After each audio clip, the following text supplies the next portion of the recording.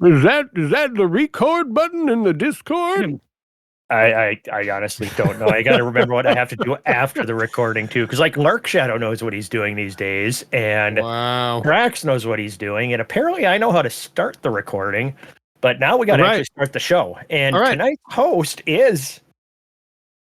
It's me. It's your boy. Just kidding.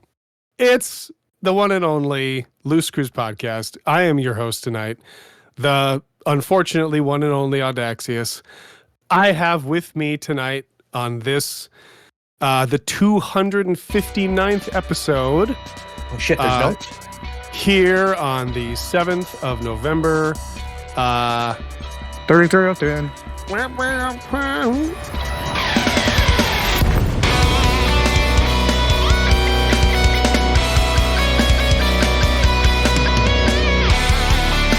And tonight with me, I have the illustrious Commander Shig. Shig, how are you? You're going to a Shig? That's actually more accurate from the origin of the name, so that actually does make sense. Commander Shig. Yes, Commander Shig. Yep. Ship. Yes. The one. Yeah. The one and only us.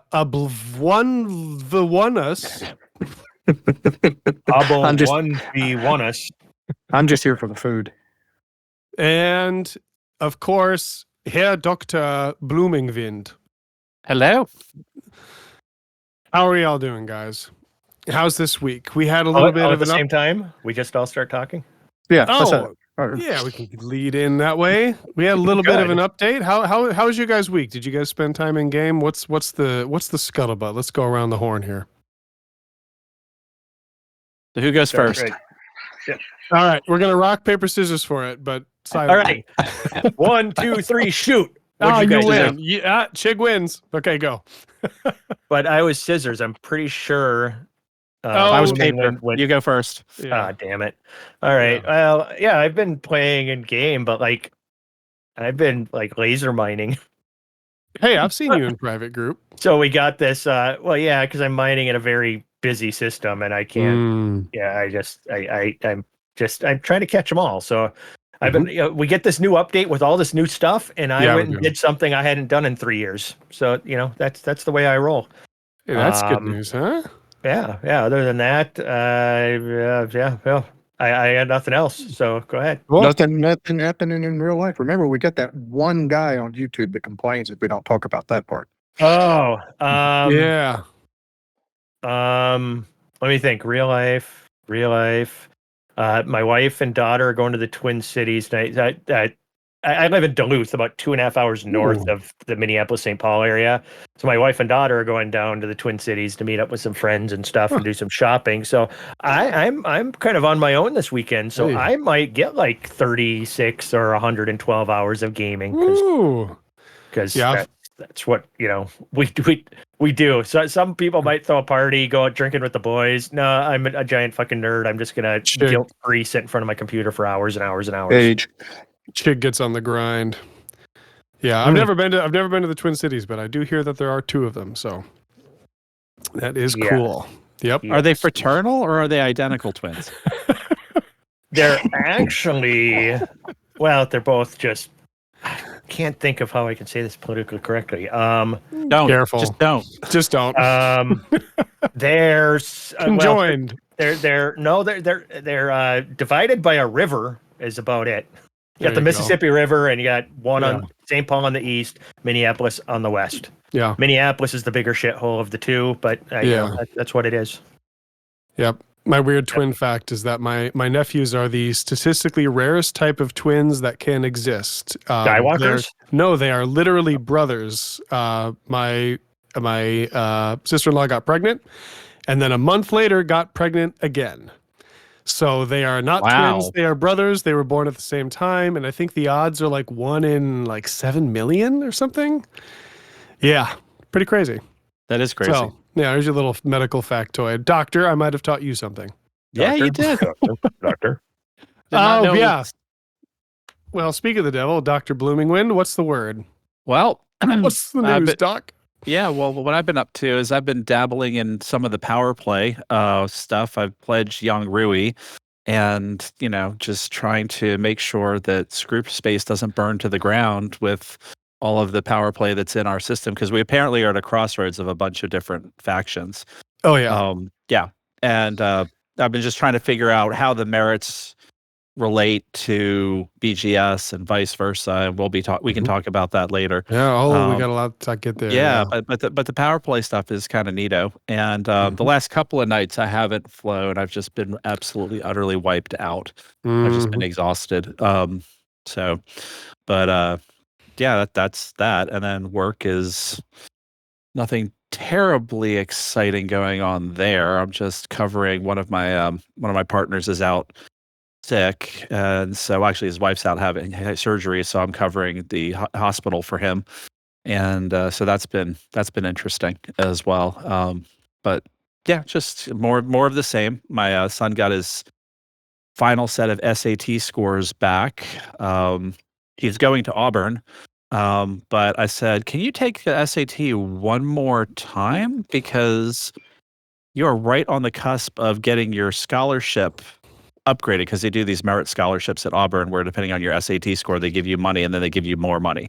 And so he was like 10 points short of like the next tier. So I was like, just take it one more time. And he's like, okay. And he knocked it out of the park, and he might have even gone up 2 tiers. I don't think he did. I think he only went up 1 tier, but he went up 1 tier, which means he got more scholarship money than his sister did to Ole Miss. So wow. Yeah. So we're real proud of him. So well done, Bloomingwind. Well done, Bloomingwind Jr. Yep. The 4th. Yep. Bloomingwind the 4th. Oh, Bloomingwind the 4th. He's the 4th. Well, Governor, many happy returns. Yeah. Oblivious Lane Road Boulevard. Keep trying, Bloomingwind. You'll get it right one of these times. One of these times. Oblivious, how about you? Well, for me, it's been Mr. Fix-It week. I had a exhaust blower go out on the HVA system, took care of that. I had a broken irrigation pipe, took care of that.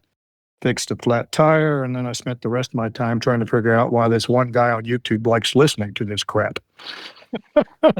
Yeah, that's a dad kind of weekend. Yeah. That's just grade A dad shit. Well, since my kids are out of the house, I can get it all done on my schedule, so it's not bad. Right. And let's see, in game, I'm still a Powerplay 2 version. Haven't delved into that yet. It only hurts the first time.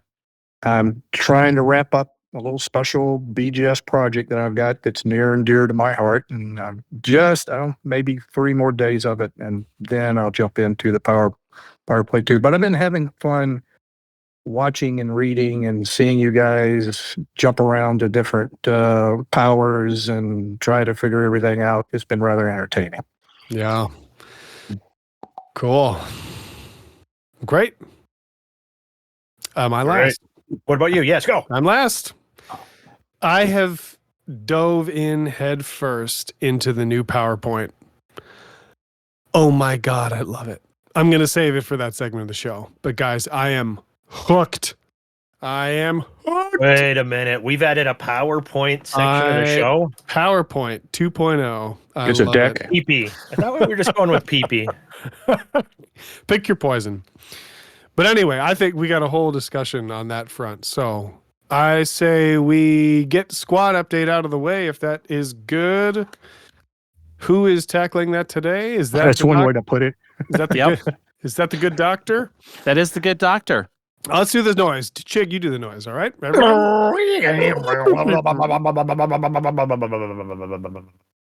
Squadron update. I was just going to keep going. Yeah, that would have All been fine. All right. So, squad update. We got another war in Soma. We got another war in V2151 Cygni. We're expanding out of KZA to Yarigui. I thought it was going to Kalarum because when I looked in Inara, that's where it was going. And then I guess somebody retreated out of Yarigui and on Halloween, and then it updated. And so I was like, Oblivious pointed out to me, we're not going to Kalarum. So I was like, thank goodness, because our friends who occupied Kalarum, we didn't want them to get angry at us again. Powerplay. I don't care. I know you don't care. I care because they make me miserable when they're unhappy. And I am haven't so learned not short to and care. Floyd. So short and Floyd. I'm fine. I'm Yeah. fine with them Anyway. being miserable. Yeah.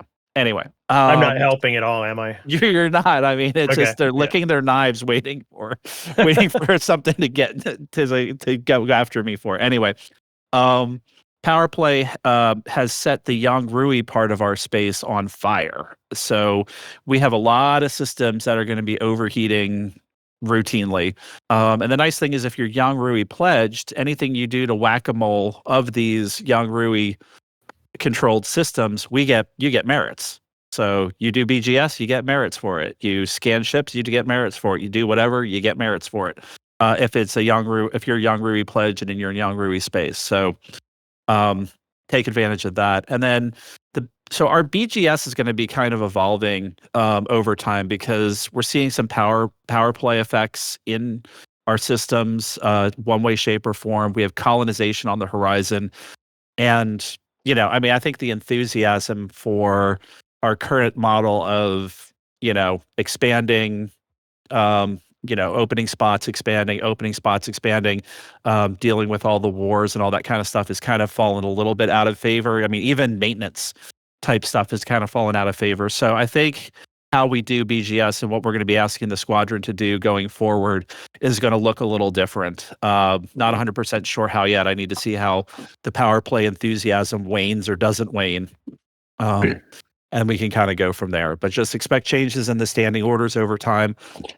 Requests and suggestions looking different and being different than what we've done in the past. And I'll explain everything as it unfolds in the Loose Screws Factions channel and through standing order updates. And if anyone has any questions, we'd love to talk about it. Visit us in the Discord. And if you're, somebody who's not in a squadron, join ours, and maybe we can have you help us with some of this stuff as well. That's what we got. That's what we got. Thank you, good sir, doctor. You're welcome, good sir. So, good sir, whatever I am. Mm-hmm. So the big news, the big deal, this is the first week and the first full cycle of the new power play system. And there were some big numbers moved all week. It just as a first blanket recommendation, anyone listening to the show, if you have not gotten into it, get in game. I'm not overstating it. I am more excited. I am more excited about Elite than I've been since before Odyssey. I'm not joking. I've played every day. I can't remember the last time I did. It's just it's the glue that I wanted between all the little pieces of the game, and I'm all in. So, in addition to my burden and responsibilities as pole master, I will now be taking the reins as the main PowerPoint coordinator for Loose Screws. So Chick, can't you just imagine it? I mean, he's sitting around the table with the girls, and he gets this long distance look in his eyes, and he looks at his family and he says, "Be right back." Away from dinner table has replaced away from keyboard. That is. Oh, how the turns have tabled. Oh, I'm a one-trick pony, boys. You know me. the old Daxi goodbye. What this means is I will be as enthusiastically supporting this as I can until I go AFK and then I disappear for months. No, but for real, we're right at this junction. The galaxy got basically divided along all the old bubble lines, but we're right at this crossroads. We've got basically four powers. We're mostly Yong Rui. We've got Antal on the periphery, Mahon up above, and then right on the kind of the fringe, we've got a little bit of Delane at the bottom. So I see the way Loose Screws approaching the new power play system is to keep it kind of diverse and let us choose different powers. You can support Yong Rui. I'm Mahon, and I love the story of how I ended up back at Mahon because I was excuse the term, I was a power play slut all week because I think I changed 4 times, maybe 5 times. And I wanted a power system that emphasized combat because that's my favorite part of the game. And I wasn't really feeling Yong Rui. Headcanon is a very big part of the game for me. And I was like, ugh, like, can I support this guy, which is just this corporate Nepo baby? Like, can I feel this? couldn't do it. Ended up with Delane because Delane, all 3 reinforcement types for Delane are combat. Oh, combat. Combat. I thought, great, beautiful, right up my alley, more merits. And then I went to reinforce the system for the weekly task, and I landed at the Stronghold Carrier. And the goods that you have to pick up for each power are completely different, and they are in-game lore for that faction. So I go to pick up my weekly, and for Delane, for reinforcement system or for undermining systems, the good is marked slaves. And I landed, and I went to the menu, and I saw that button, and I sat there for a second thinking about those slaves and their families and who they were and what their fate was going to be. And instead of clicking collect 10, I went to the Powerplay button and I immediately abandoned Delane. And I went right back to Mahon. So that's how I ended up back at Mahon after switching through 4 or 5 powers. I get it. A lot of people just like the mechanics in game. I love the headcanon, so I've always been a sucker for the Alliance, so I stuck with Mahon. But we've got options in loose screw space, so really I encourage anyone, if you want to get into the system, they're going to balance it out over the next coming weeks. We've already seen a few changes, but I love it, and it's diverse, and all the gameplay loops that you enjoy, you can do. Some people are grinding to level 100. I never advocate for that. I don't want to play less of the game because I race through it, but some people, that's their thing. I'm taking my time. Which one gives merits for CQC? No. That's when they make you one, Chig. The 13th power. So I want to the hear your guys. independent power. Yeah, That I want should to. be the Yeah. And just I want to hear your guys' take on it because people are all in. The overall player numbers are up. I mean, we're up at, I think it was sitting between 6,000 and 7,000. So we've got more engagement from players. We've got systems that are moving hundreds of thousands of control points, which are merits. So a lot of people are all in. So I want to hear your guys' thoughts on how it went the first week. I'll go last. Cool. I'll go first. Yo. All right. Yeah. So, yeah, I mean, I think, so I pledged Yong Rui because, he and I were frat brothers in college. I mean, the guy can do a keg stand longer than anyone else I've ever met. Rui. Exactly. So no, but it's, I was kind of upset that, when I realized that he was not combat centric, but he is smack dab in the middle of screw space. And not only is he in the middle of the screw space, he is in the heart of screw space. Mm-hmm. And so I pledged him because I really care about our systems as our systems. And so for me to get shot on sight, in my Koro, which is the stronghold system, is not something I was wanting to deal with. Yeah. But what I found is like if I'm doing, bounty hunting or combat or whatever, as long as it's in his space, I'm getting merits for it. So I'm going to be able to play the whole game and still do it for Yong Rui, just not as much combat as I probably would like. But I'm using ships that I hadn't used before. I'm probably going to be building some new ships specialized for this. But yeah, I mean, it's been really entertaining. And, I have to kind of dust off some old skills, like not getting scanned when I'm sneaking something into an enemy space station. Haven't gotten shot on sight by any other power play real players yet, but I'm sure that's coming after I go undermine somebody. I have twice. Oh, good. Just in a week. I mean, it's organic, but I've had more PvP than in the last 6 months because I got shot at twice this week. Wow. Yeah. And what are you flying for? Under which power? So the big conflict now I'm following in the main Mahon Powerplay Discord. It's Mahon versus Archer. Sirius was a battleground all week, hundreds of thousands of control points massed. It ended up going to Mahon, and we don't know if that's a bug or not because numerically, Archer had more, but Mahon got to the minimum control skill first. So people are quick to say it's a bug. I don't know if it is or not. I think there's some particulars to the system they might need to articulate to us.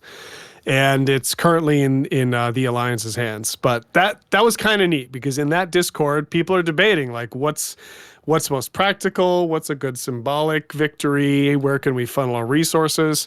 A lot of that, most of it was people moving Soontil relics, which generated the most merits. I hate to see the system governed by one thing like that, but I did notice that I think they dropped the spawn rate of them to really low. I think it was like 128 and they dropped it to 12. Don't quote me on that. But there was a lot of action, and it's neat because these systems are now almost their own, like every system is its own community goal that updates basically in real time, and you can choose to siphon resources one way or the other. So I'm like, yeah, I loved the action this week, and I'm excited to see how it plays out. So they were wondering if they were going to nerf the rares, but they were thinking about the value of the rares, but they may have nerfed it just on the spawn rate of them. That kind of gets me to the same spot. Yeah. Yeah, I love that. Again, cargo haulers before the Thargoid War and like rescuing that whole dynamic. Other than it was like Operation Ida with repairing stations way back in the day, but that was about it. Now it's every system. Yeah. So I'm so jazzed for that, for all the people that with the different kind of gameplay loops they like. So you're not pledged, Jade Oblivious? Nope, haven't yet. Ah, okay. Well, how's that fence sitting on you? How's sitting on the fence there? Digging into your butt? It's going great. I haven't had to prostitute myself to several different powers while trying to, like the rest of you sluts. But this week was so bad. It was a bad week. But I was, up until you just mentioned slaves, I was kind of enticed by, what Trax was talking about. Hey, let's go raise some havoc. Yeah. But you just gave me some pause when you started talking to slaves. Hey man, if you can, I haven't done the same. I haven't carried a slave the entire game. So yeah, if you can look them in the eye and hit eject all cargo, more power to you. You realize Dubs once just dumped a shitload into a sun just for shits and gigs. Yeah. It's pathetic. Didn't they also feed that scavenger ship or whatever? Oh yeah, the dredger. The dredger. Yeah. I'm just one of those guys that can't do that. I'm going to go in this game and be a bad guy. I can't do it. I cannot do it, and I don't get it, but I can't do it. Yeah, it's weird. So I'm delivering legislative records instead of like branded slaves. Yeah. Now you did see that exploration data is back on the table. Right. Yep. Awesome. Yep. You can go and to biodata. Yeah. Yep. You can go to Colonia and back, and you're doing something for your power the whole time if you want to. They just said any data before November the 7th, though, is doesn't count. Non-partisan. Yeah. So to speak. Yeah. So as of midnight, our time, basically, or something close to midnight last night, it became, it's live. So yeah, it's live, people. Yep. And Grover Kiwi, I have places for you to dump Cardo if you could, but make sure you pledge Yong Rui first. Yeah. Chig, you wanted last. I think we might be there. Well, I have pledged. I've changed pledge a few times because I haven't done shit. So you guys talking and let me start from the beginning. It's been fun watching you guys jumping into this, and your Daxi, your enthusiasm, some may say, is contagious. Annoying. I'd say it's contagious if that disease makes you nauseous, because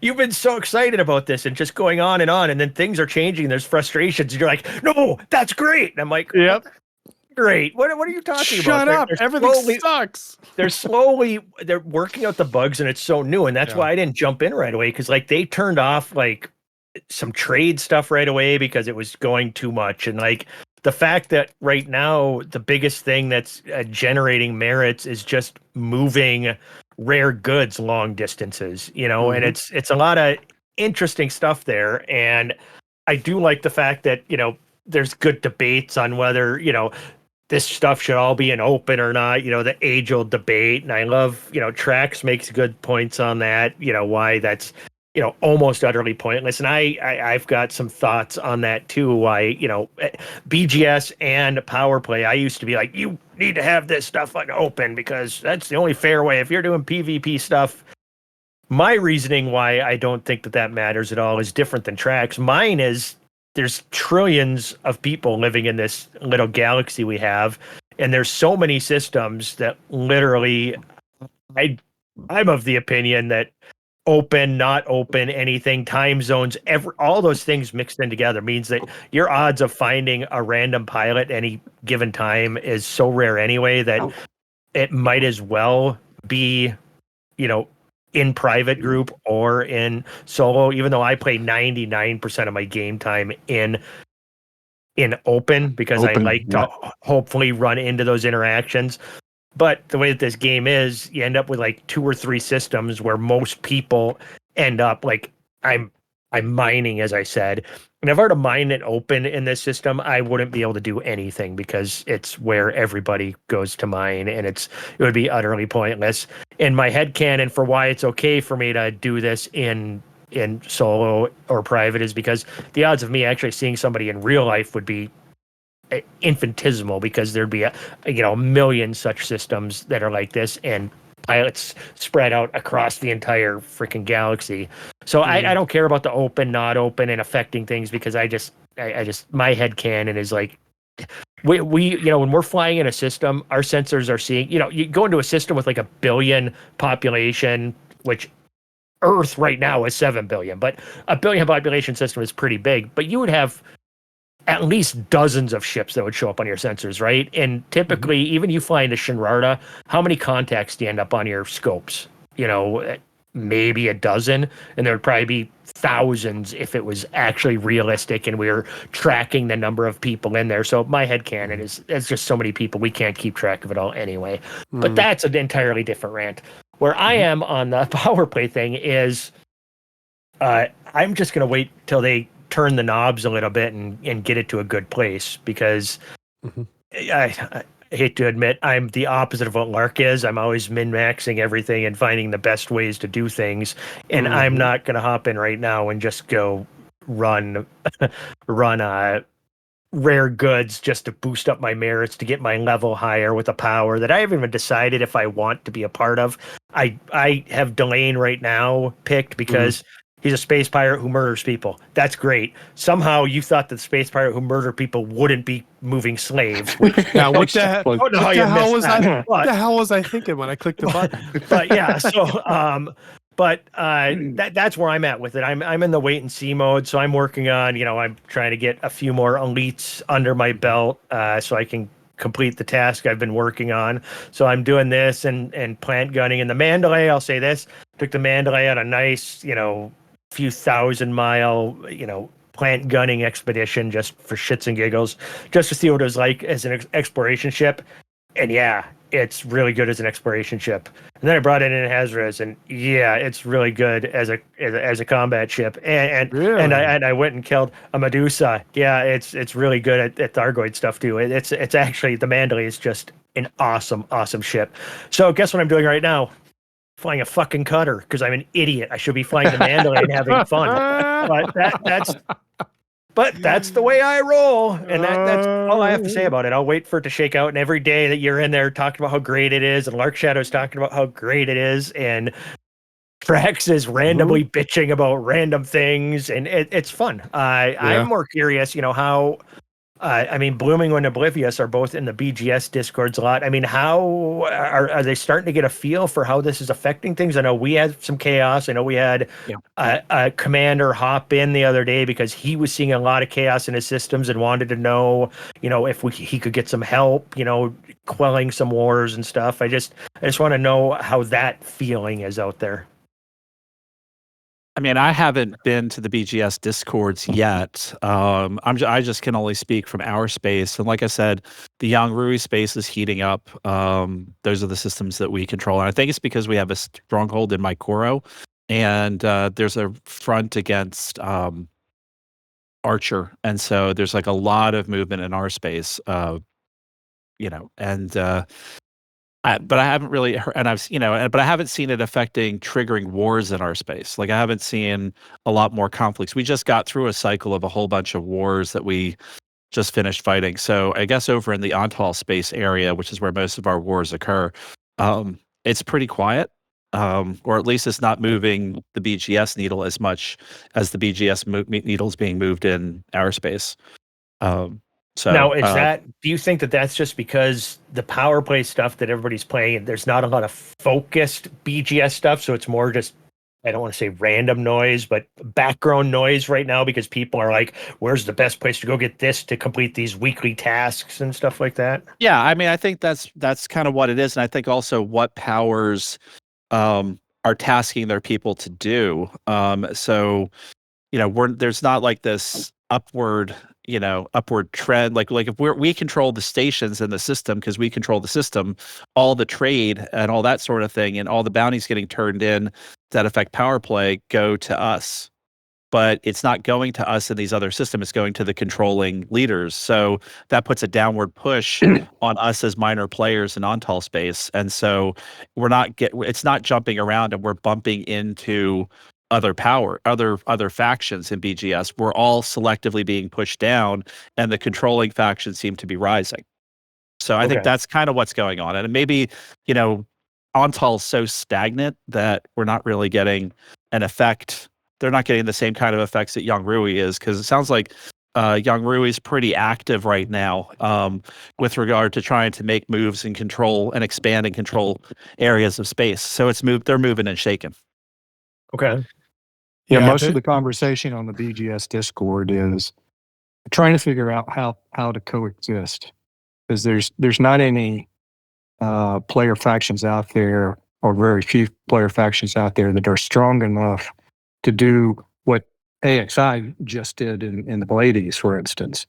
They don't have the kind of numbers to be able to resist and kick powers out. Explain what they just did. I saw what they were going to do and everything else, but for those that don't know, because that actually was interesting, and I thought that was said that was something that couldn't be done, but yeah. Who was it? Was it Archer that was moving in? I think it was Antal.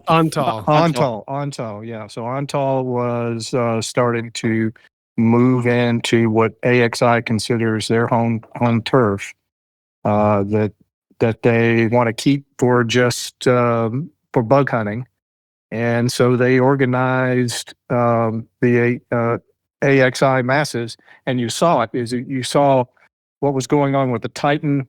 I noticed like overnight, all the wings, the active wings you normally see out on their Discord, somewhere out working various AX conflicts, just stopped. And I think, everybody's playing power play because they want to go figure out what they was. Well, what it kind of was is because the leadership at AXI said, "Hey, Archer's coming into our turf, and we want to remain independent.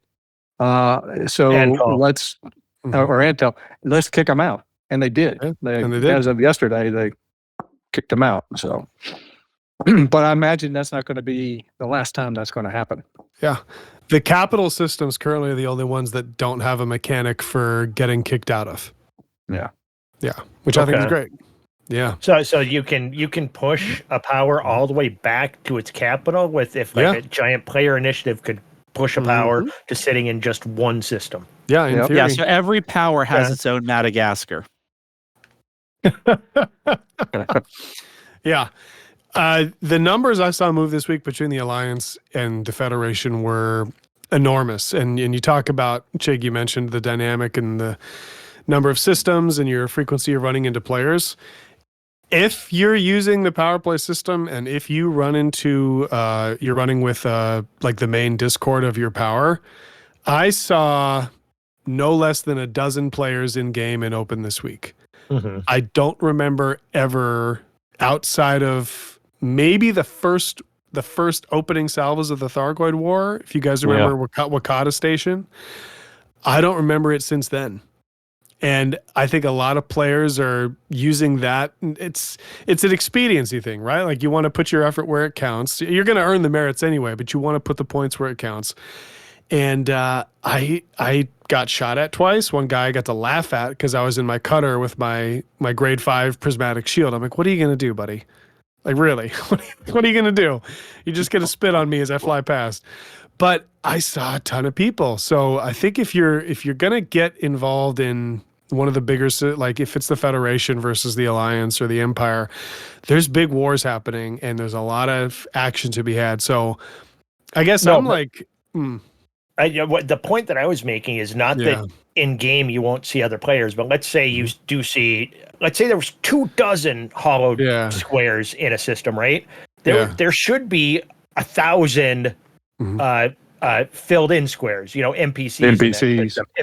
If you're realistic with the galaxy, and that's what I'm saying. And in a real galaxy, all of those squares you wouldn't have hollow and not hollow and stuff is where I'm saying is. So in my head canon, the fact that we even differentiate that in sight, but that's for game reasons and everything else. You see that hollow triangle, it's like, oh shit, I'm going to be pulled, and you go that route, and that's where I'm at. I've been in systems with plenty of stuff, but that the NPCs would be exponentially even bigger in that situation. That's why, for my headcanon reasons, I don't think open or not open matters. You know what I'm saying?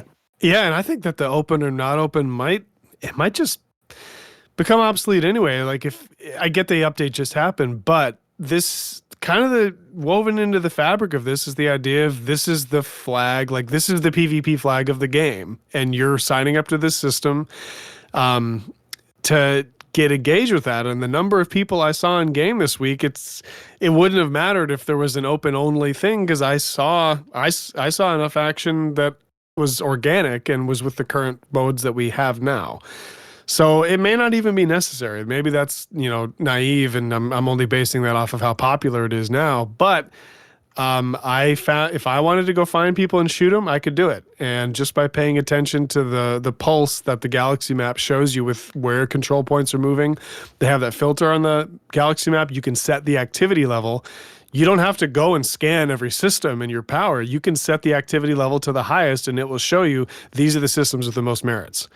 So they've put a lot in. I know that there's some headaches and some tweaks to work out, but they've put a lot of tools that are not Inara, thank God, already in the game. And you can find some action. So I get it. I'm Optimist Prime. I always have a positive take on things, but I'm very happy. I get this feeling. Okay, go ahead. Yeah. After the tick, did you get a different set of weeklies? Yes. Okay. And they're specific. One of mine was the system that I happened to be in. It assigned me a task for that system. So it wasn't just find escape pods. It was find escape pods for the system that you're in. You have to go specifically blow up other ships. They'll scan mega ships and reinforcing systems. That's a little bit of a headache. I don't think there's an in-game tool for that one. But again, I almost consider Inara part of the game at this point. Flex was dealing with one today. And I was thinking, the only way you're going to be able to find systems with mega ships is Inara. Yeah. I can't think of a way to do that in game. God, I wouldn't be surprised if there is a mega system, mega ship in the systems where they drop that request, because I think they don't want to make it not terribly, insanely hard for people. Yeah. No, in his, he had go scan mega ships, X number. It didn't talk about what systems. Yeah. In that space, right? It is. I got the same one. So again, God, this makes you sound like a shill. I see that and I'm like, you kind of have to get to know the space that you're working in and what systems you're at and find a good base and get to know stuff. But I do understand people want an in-game tool to find that stuff. So. You just described spreadsheet management right there. Yeah, such a shill. So that is Powerplay. I am super jazzed. Anyone else got anything about it? I think we've kind of covered it. Well, one last thing I want to bring up. Yeah. One last thing is, to me, and this isn't a complaint. This is just an observation. This whole thing seems like a classic MMO thing to get people to just make sure you're logging in weekly to get your in World of Warcraft, which I played a shit ton back in the day. The only game that I ever had more hours than this game. This is getting close. Still hasn't passed. WoW. But it's like dailies. It's giving you something each week that you need to do in order to gain your merits, in order to do your little things that then reset, and then you do them again. So people who with their OCD and they got to get their checklists, this gets them coming back, over and over again. And this is just me saying this with just looking at it from the outside, because I have not participated yet. Like I said, I pledged to a power, then it listed these things that I need to go do. I'm like, yeah, I'm not doing that right now, but I'll get to it eventually. But I mean, is that kind of what it is? And not that it's a bad thing. I mean, they got to keep the lights on. I mean, they're selling all this advertising to Lakon and Core Dynamics, because you see all those ads when you're flying into the space stations, and so if you're not playing the game, you're not seeing the ads, and so I mean, it's all Lakon's marketing department. I didn't think you'd go that way with it, but all right. It's a conspiracy of the starship manufacturers, man. These conflicts aren't even real. It's just generating ad revenue. I'm just talking more, the more people that Frontier has logging in, on a weekly basis, the more likely they're going to mention to a friend, or maybe buy them a gift copy so that they play with them, or just, if you're not playing the game, you're not going to be talking about it. You're not going to generate any word of mouth growth. So you need people logging in each week, and it's like, somebody, hey, want to meet at the bar for a drink tonight? Oh, well, I got to go home and do this thing first. Well, what? And then they explain it. What? What's that? Then they explain it to them. And if 1 in 1,000 people does it, they may gain 5 more players from that. But you know what I'm saying? So that's what it seems, is just to keep people engaged, something to do every week. It's a very good point. But it also is a concern. We've seen, of course, we're seeing people pop on our Discord all the time and visit our Welcome Rabbit Flush.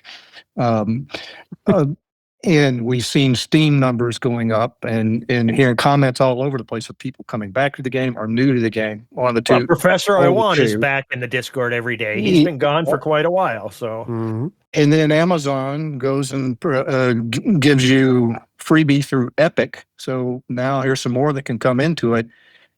And the game's having performance issues, and that's what I'm so concerned about. Is, come on, FDED, get on top of that. Some of these folks are getting their first impression of this, and you're having performance problems. Please get on that stuff as fast as you can. And get that sounds like a Tinder date to me. Yeah. The servers were down again today. I mean, because I know they're working on some of that. I mean, they took it offline to work on it again, because I think the demand is up so much. I mean, the fleet carrier times are a nice surrogate for how active the game is, because it's like everyone's spinning up their jump drives, and it's like, okay, all of a sudden it's like, okay, it's 30 minutes or an hour to the jump. I don't think I've moved my fleet carrier in a week and a half, because every time I look, it's like, oh, it's an hour. I'm like, dude, I'm gonna be asleep in an hour. Shortest I've seen is 72 minutes. It's been crazy. Dude, I'd put some dollars on the table that I bet you they're surprised at how successful this is. Yeah. And I get it's only been a week, but there hasn't been a player increase to these numbers consistently since Odyssey's release, and that's 2.5 years ago. Yeah, well, that's because the game crashed at Odyssey release, so they were asking for refunds from Amazon Web Services for what they were paying. But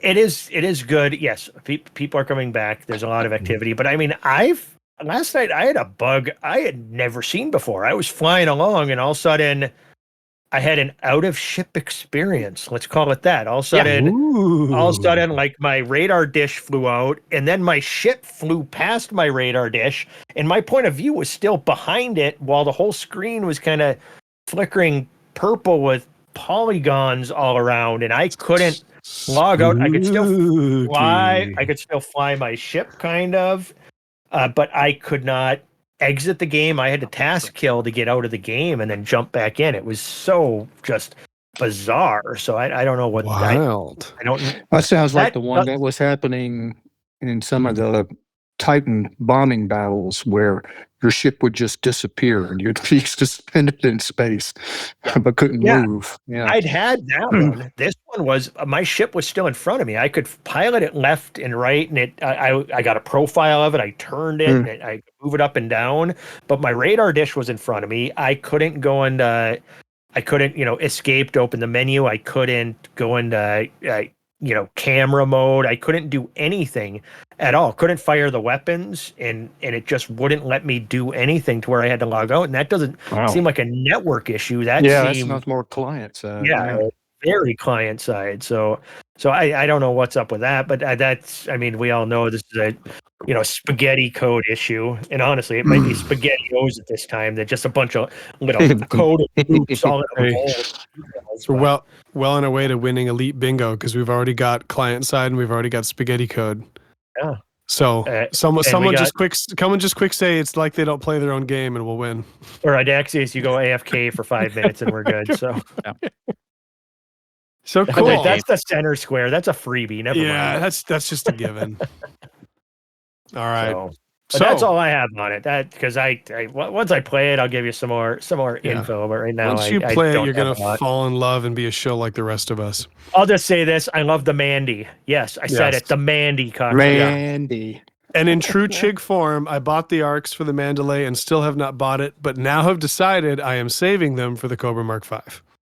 Really? Yes. Really? I'm gonna sit on them.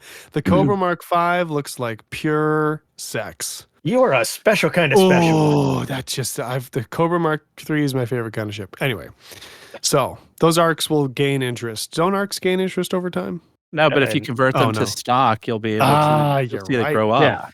Yeah, you just bought one share. Wait. And then waited until the next ship come out, and you would have enough to buy maybe just one ship. Yeah. They should have an in-game button where you can convert your arcs to Frontier stock. Your stock. Yep. That would be great. And if you're sitting on them, yep, you're good.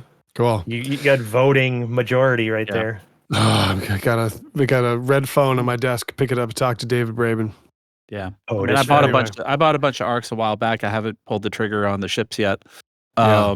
But I think that the effort that they're putting in, I think people are buying some more arcs. I mean, because that's the only way that they're monetizing this game is arcs. I mean, it's not like, oh, there's an update, it's $10. Yeah, because you got all the people who are like, well, I'm not paying $10 for an update, and then you have the spaghetti code and then superimpose on it some people. The whole problem with people who were doing Odyssey versus not using Odyssey, and the problems that created. They're like, no, we just need everyone to have Odyssey, so we're giving it to everybody.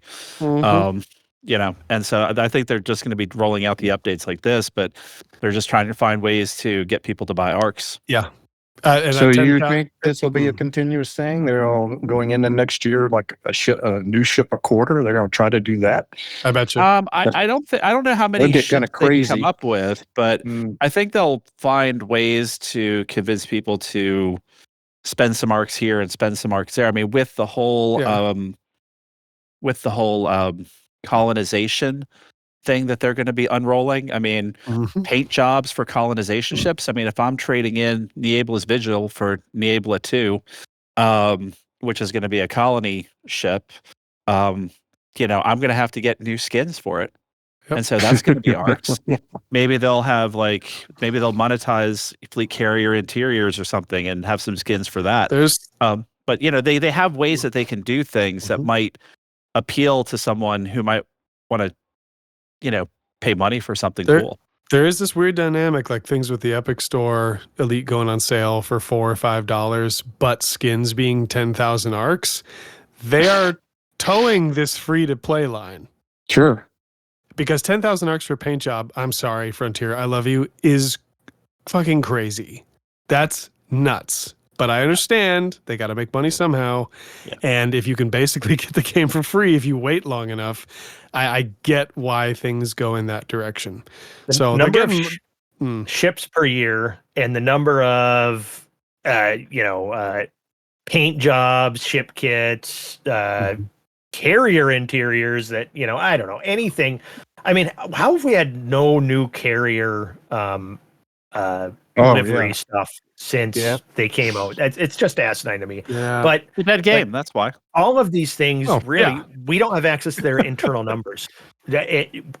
How many Mandalays were bought? How many ship kits for Mandalays are bought? Type 8s, what was the one for that? Python 2, all of this stuff. If they've made a ton of money on it, they're getting excited, and they've got guys working on new ships and new paint jobs and everything. They're working overtime because they're making a ton of money. If it's just keeping the lights on, they're gonna just kind of trickle stuff out. But if they, and then if we don't know the numbers, because that's what it comes down to, is if they can make more money. It's Braben's love child and stuff, and he could have kept it around, but it's money. I got the red. Let me ask you guys a question about skins for your ships. I mean, how often do you change your skin for a particular ship?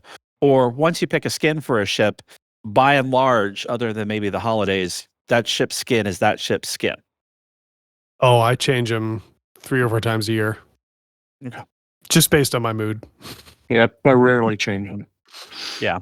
So I think that's one of the reasons they've been able to get away with it being so raising the prices the way they did, is that most people will have kind of one main skin for a particular ship, and then for their, maybe they might throw a holiday skin on around holiday times like I do, but yeah, I mean, my Barbie Dream Vet is my Barbie Dream Vet, and that's just how it is. But I've said in the past, that you cannot underestimate the disposable income of middle-aged men, which most of this game seems to be these days. And if you're playing a game that you've owned for a long time, you could go buy another game and give it a try and give it a go and pay 3 times what adding a paint job would be. And let's add a new paint job and let's fly around like this for a while. Because, what's $10? I have a friend who plays Elite that is 25. And I was like, what the hell? Yeah, like, what? Why aren't you out drinking with humans? You idiot. Why are you playing this game? Realize there's women out there, right? There's things to do. Come on, you're not old. Come on, leave Volt alone. Yeah. Oh, he's not even there yet. I think he's younger.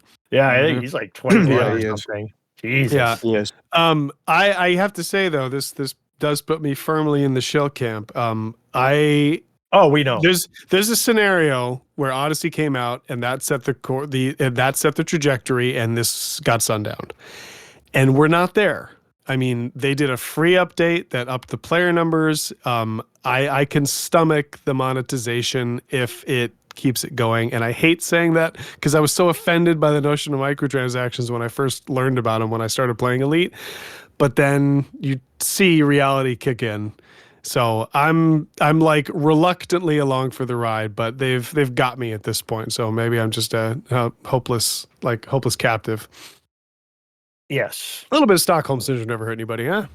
It's all right. Yeah. Anyway, Helsinki syndrome. Kind of jumping around show notes here. As long as we're talking about paint jobs, I'm just going to throw this out there for anyone who is not aware yet. Void Black paint jobs are back. 10,000 arcs for the Type 8 and the Python 2, 6,500 for all other ships. A lot of them have the Midnight Black. That used to be a once a year thing. Now for a lot of ships it's in. So if you're looking to kick a dime Frontier's way, they got some good paint jobs for you. Yeah, and the Void Black paint job is really cool because it's this weird kind of iridescent variant of the Midnight Black where with the right angle of light there's like a little green sheen, and on a different angle of light there's a little violet sheen. So my Thargoid killer I have the Void Black paint job on it, and it just, I think it's one of my favorite paint jobs. Yeah. So yeah. So get your paint jobs. And then they have it now. These are the first. And these are the first OG paint jobs for the T8 and Python 2. Mm-hmm. Like all the ones that they have that they've come out with are new and not, hey, these are ones for all the other ships. And now you could, because I know there are some people that like to have every single ship with the same paint job. Like there are people that did everything was Midnight Black or what have you. Mm-hmm. So cool. I might get it for my Python 2 because I'm kind of sick of the red on my Python 2. Python 2 is a fighter jet. I think it should look a little sleek. Yeah. Now the T8, I think I'm going to kind of, when I get mine, I'm going to go with the Dune hauler paint job. That whole like bright checkered red and yellow. See what I like, and I would put on the Type 8. Do they have it? I've got on my Crate Mark II the whole rusty looking one with the construction crew stuff on the it. Hazard. I love that. It's so badass. I want that on my Type 8. They have their variants, but not exact. They don't exactly have that, but they have variants that very much look construction utility Okay. kind of looking. And they come in a lot of different color schemes too, but there's like about two or three different patterns that look pretty good. Yep. Okay. I'm Cool. on board. Well, on that note, Doctor.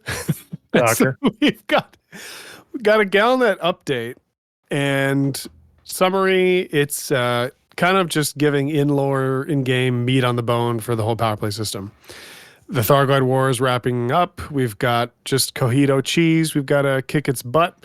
And all of the powers are sensing opportunity once humanity's resources are freed up, not fighting the Thargoids anymore. So I don't know. Maybe there's a crown of bones for everyone in the badass words of Archon Delane.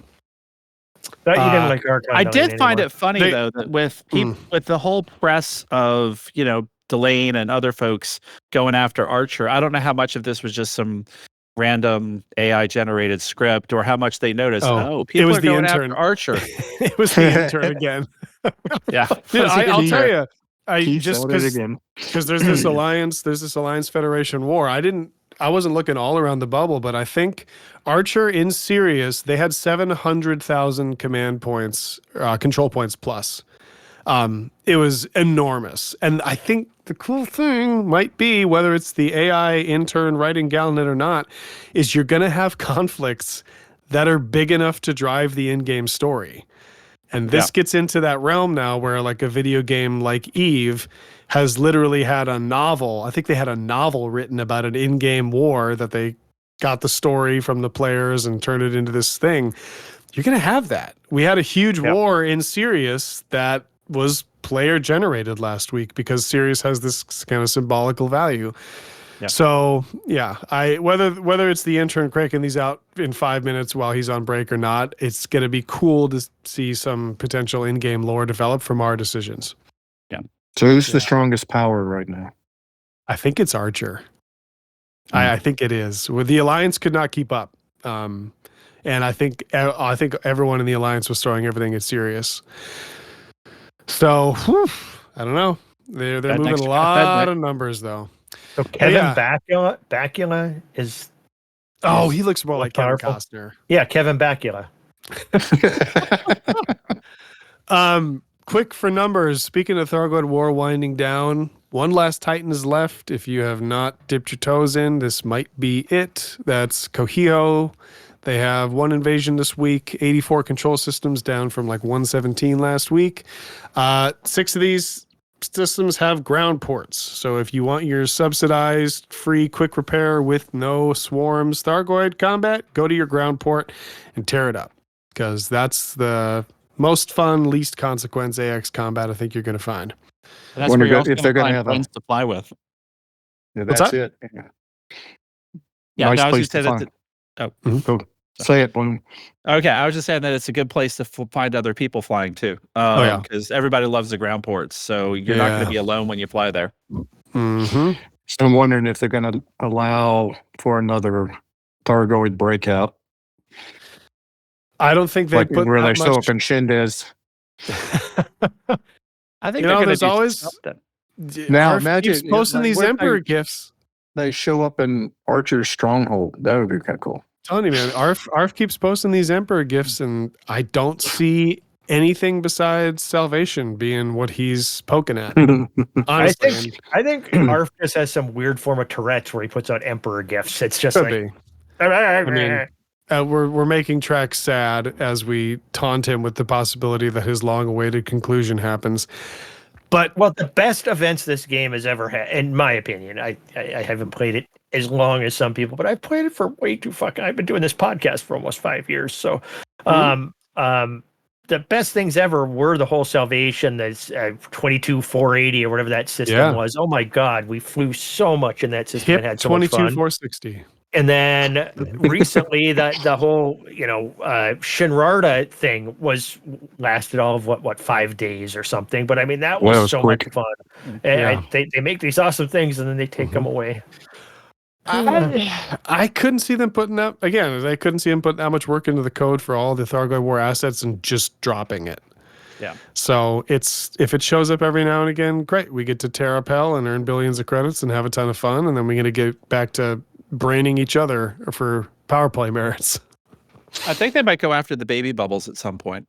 I mean, just Yeah. up a titan in each of the baby bubbles, and or wait for system colonization to come out. Let us expand Colonia, and then Colonia gets hammered. I still think you guys are way too excited for that colonization thing, but I'm a builder.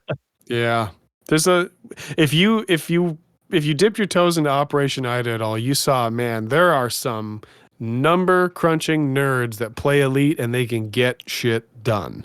Oh yeah, they can move some cargo and they've got the time. Yep. So don't underestimate the capacity of elite people to make a number on a screen go up. No, so whenever FDev is the one who underestimates that. I never underestimate that.